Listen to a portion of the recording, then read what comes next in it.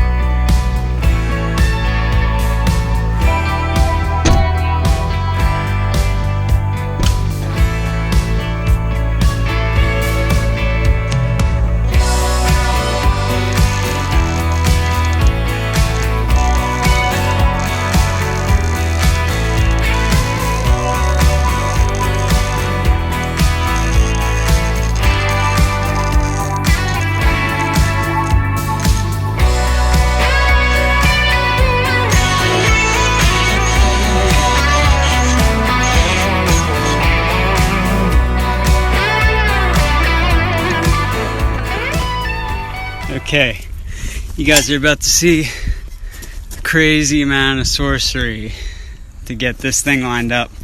And then that side decided to crack off, but I don't want to swap the whole, and then I'll have to rebuild this whole outside part. But the door's closing, not very nice, but cut that out a little more to get it to fit, and then I'm gonna weld her in.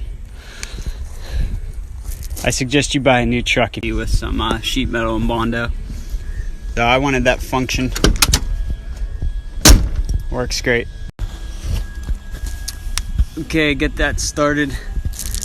Got to round this corner off here. Fill in that hole. And door still shuts. Actually, wait, I did fine-tuned, especially here. I got to grind that bump out and all that, but it's done. Alright, just threw some paint on it so it doesn't rust overnight, but yeah, got that all built in. Looks pretty good. Gonna need a little more filler. Get it.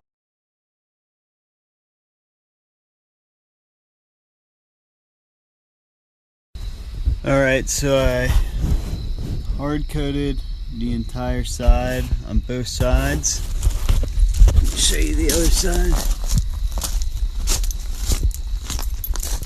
And I made up 2 of the brakes. Much better. Alright, now we're gonna weld her in. Do it. Let's do it. Got the hard coat on there. I got it all over my face. And I'm gonna go take a shower in acetone. Lines.